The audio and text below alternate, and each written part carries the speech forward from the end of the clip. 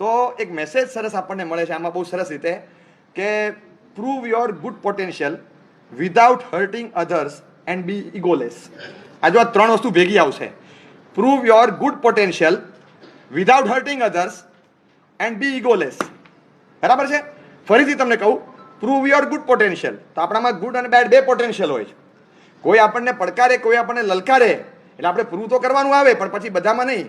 તારી તો કઈ તેવડ જ નથી, ચલ 2 બાટલી પીને પછી ગાડી ચલાવીને બતાવ, ચલ ચલાવીને બતાવ. તો ચડી ગઈ. ના ના સાહેબે કીધું તું પ્રૂવ યોર સેલ્ફ. હવે તો મેરું હલાવી નાખતું. ત્યાં ચડી જાય ને ચડાવી દે, એવી રીતે ચડાવી ના દેવાય. ત્યાં that is not good potential. Prove your good potential. હું સમજીને શબ્દ તમને કહું છું કે તમારી અંદર જે સારી પોટેન્શિયલ હોય એને એન્કેશ કરવા માટે કોઈ ચેલેન્જ આપે, એક્સેપ્ટ ધ ચેલેન્જ. એમાં તમે પાછા ન પડો.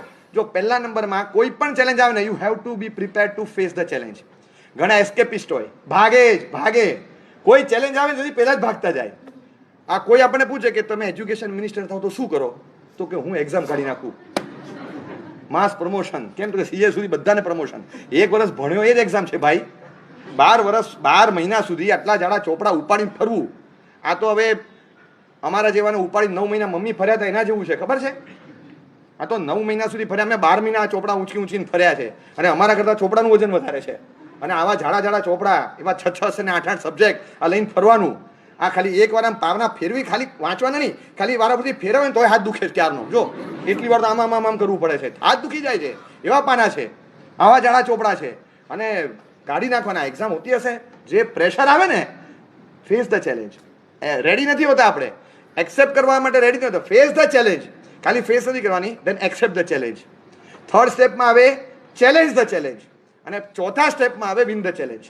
તમે ચેલેન્જને જીતવા માટે પહેલા તમારે ફેસ કરવી પડે, પછી એને સ્વીકારવી પડે, then you have to accept and then you have to challenge the challenge. ચેલેન્જને પણ ચેલેન્જ આપો. આઈ ચેલેન્જ, પડકાર, તને પડકારું છું કે મારી સામે જીતીને બતાવો.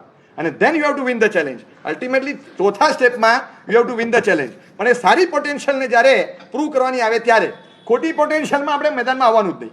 અને જેને જે કરવું એ કરે, એમાં કંઈ મગજમારી નહીં કરવાની, એમાં મગજમારી જ નહીં કરવાની. સારી પોટેન્શિયલ છે એને એન્કેશ કરવાની 100%. એટલે જ્યારે પણ એવી સારી પોટેન્શિયલ દેખાય ત્યારે આપણે ચેલેન્જને એક્સેપ્ટ કરી અને પ્રૂવ કરશું. એટલે જ્યારે પણ એવું લાગે ત્યારે કોઈ કહી દે કે જો પેલી છોકરી જાય છે ને, ચલ તાકાત હો ને ઉસકો પ્રપોઝ કરકે બતા. એ નહીં કરને કાંઈ. બસ ના, હાર ગયા. હા, હારવામાં જીતવાનું છે, અને પછી જીતવામાં હારવાનું છે. કોઈ પણ બેડ પોટેન્શિયલને બહાર લાવવા માટે તો આજે છે ને આપણા સર્કલમાં બધા માનધાતાઓ છે. કોઈ પણ કહી દેશે.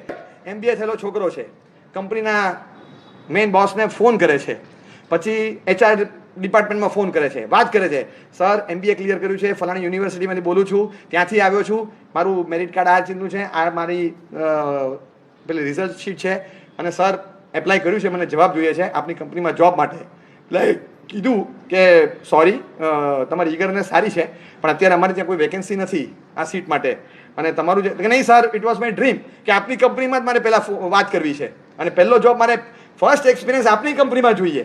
તો કે અમારું અમે ફોર્ચ્યુનવાળા છીએ, પણ તમારી એટલા લાગણી રિગાર્ડ્સ માટે થેન્કફુલ છું, પણ છતાં સોરી અમારી પાસે કોઈ વેકેન્સી નથી. સર તો કે નહીં, પણ સાંભળો, અમારે જે એક પોસ્ટ છે ને, એ પોસ્ટમાં આવો જ એક MBA હમણાં જસ્ટ અમે 5 મહિના પહેલાં રિક્રુટ કર્યો છે, હી ઇઝ પરફોર્મિંગ વેલ, અને અમારી પાસે બીજી કોઈ સીટ ખાલી નથી. નાની કંપની છે સાહેબ, નાની છે, પણ તમારી કંપનીનો ગ્રોથ, અને મને નાનપણથી એક ડ્રીમ છે, એક 4 વર્ષથી, કે મારે આ કંપનીમાંથી શરૂઆત કરવી છે. તો કે વાત સાચી, પણ અમે 5 મહિના પહેલા ભાઈને રાખ્યા ના હોત ને તો 100% તમને લઈ લે તમારી લાગણી જોઈને, પણ સોરી. પાછો ફોન કર્યો, સર એક કામ કરશો, પેલા જે ભાઈ છે ને, એ ભાઈની સેલેરી જે હોય તે એની કરતાં 20% ઓછી સેલેરી અને 2 કલાક વધારે કામ કરીશ. બોલો, હવે ઇન્સેન્ટિવ એમ્પ્લોયરને આપે છે, so that employers can perform well. શું દુનિયા છે એ કે ભાઈ બધી વાત સાચી, પણ ઓલાને કયા મુદ્દા પર કાઢવું, ઇઝ પરફોર્મિંગ ટુ ગુડ, અને કયા મુદ્દા પર કાઢવું. સર એક કામ કરો, એની સાથે મને રાખો ને એસાઇન જોબ્સ અમને બંનેને આપો, પહેલા 2 મહિના વિધાઉટ સેલેરી, આઈ શેલ વર્ક. બોલો, હવે કઈ છે? 3જા મહિને મને લાગે રાખો તો સેલેરી આપજો, એ તો કાઢી મૂકજો, અને 2 મહિનાનો એક દિવસ નહીં માગું, એક પૈસો નહીં માગું. એ ભાઈ એવું ના કરાય, મારે એને હર્ટ થાય. અને C, listen one thing, it is very clear, તમારા માટે વેકેન્સી નથી. વારે ફોન ન કરતા, મને ડિસ્ટર્બ ન કરો, મારું કામ બગડે છે. અને જે ભાઈ છે એનાથી અમે એટલા સેટિસ્ફાઈડ છીએ, અમે એ ભાઈને બદલવા માંગતા નથી કે એને એની કોઈની સાથે કોમ્પિટિશનમાં લેવા માંગતા નથી. Is very good at performance. Okay, sorry, મૂકી દીધો. પેલો હાશ હાશ એટલો ખુશ થઈ ગયો. He was that person was working. છેલ્લા 5 મહિનાથી આ જ ભાઈ કંપનીમાં જોબ કરતા હતા. એને જોતું હતું કે મારા બોસ મારાથી સેટિસ્ફાઈડ છે, મને પોતાને ખબર પડવી જોઈએ, તો એને આ કોલ કર્યો.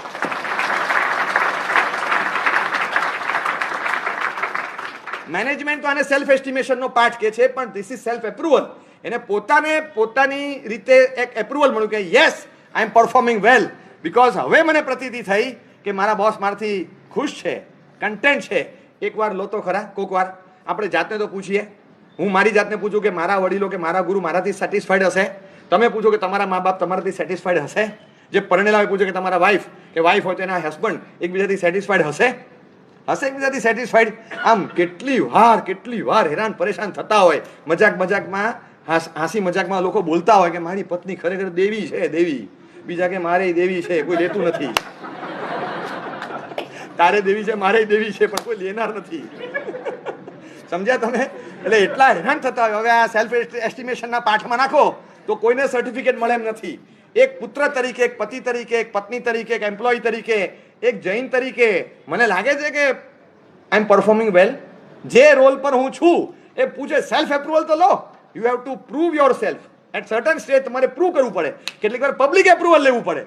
પબ્લિક એપ્રુવલ તમે લો. ગ્રાન્ડ તમને દ્રષ્ટાંત આપું. 1983 વર્લ્ડ કપ વખતે ઇન્ડિયાના પ્લેયર્સ NKP સાલ્વે હતા, મને લાગે છે કદાચ એ વખતે પ્રેસિડેન્ટ કે બોર્ડમાં.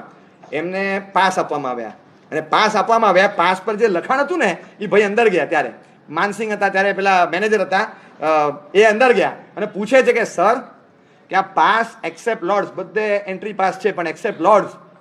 તો કે હા બરાબર છે, તો વાંધો નથી કે એમાં. તો કે સર પણ લોર્ડ્સમાં ફાઇનલ હોય. કે what you Indians have to do with the final sir? કે તમને લોકોને ફાઇનલ સાથે શું લેવા દેવા? ત્યારે તો તમે ઇન્ડિયામાં ટીવી પર જોજો મેચ, તમે ક્યાં અહીંયા હશો? તો કે સર હા કે તમે ક્વોલિફાય થયા ને, ક્વોલિફાય થયા. એની સામે પેલા ડેવિડ ફ્રીથે વાંધો ઉઠાવ્યો હતો કે આઈ ઓબ્જેક્ટ.